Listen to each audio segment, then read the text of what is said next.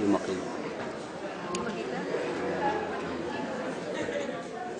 Mrs. Erlinda Manzanero, Mrs. Corazon Ersha, our school principal, guests, teachers, and department heads, parents, friends, fellow graduates, good afternoon.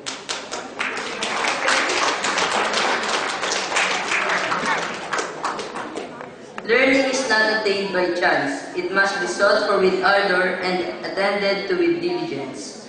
Powerful words spoken by Abigail Adams. Learning must not be taken for granted. We must struggle for it as if there is a pot of gold ahead.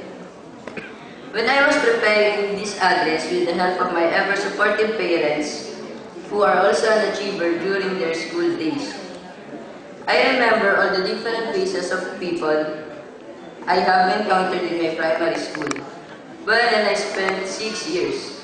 My friends who helped me and my teachers who taught and disciplined me. Now we are about to leave our alma mater, but this is not the end of our lives. Graduation is not the limbo of everything. It is just the beginning of a new chapter in our lives. I remember my first day in SPSD as a grade 2 student. To tell you frankly, I was never afraid that time, though meeting new friends, new teachers, new environment may seem so fearful for an 8-year-old boy. Not to mention my height at that time. But being an elementary student is indeed a challenge on my part. For I have to manage my time for my studies and my playtime as well. Yes, you heard me correct. It's playtime because my parents believe in the saying that all work and no play makes one a dull boy. From there, I realized that the different personalities that have affected my group. And I want to thank my classmates and my teachers and let them know my appreciation. They helped and inspired me in many little ways, such as encouraging me to join activities, pushing me around to where I needed to go, and even when I need someone to help me up when I was down. And most especially, I want to thank my parents, Daddy Jojo and Mama Lorna, dahil sa mga sakripisyo po ninyo na hindi ko po mababayaran hanggang sa aking pagtanda.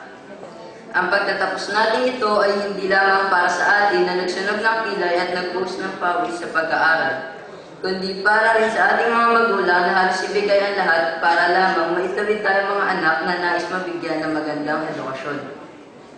Kaya ang diploma at medalya na ating matatanggap ay isang karangalan para sa ating mga magulang.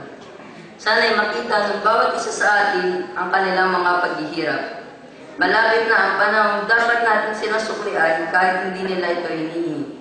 Tiyak na matutuwa sila kung kusa nating ibibigay ang ating pagmamahal at pasasalamat.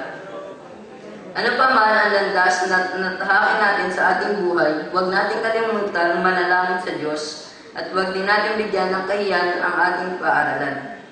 Tulutan natin ito ng karangalan at itampok natin sa kabantugan at ipagmalaki mo na ikaw ay nagtapos sa SPSD. Thank you po.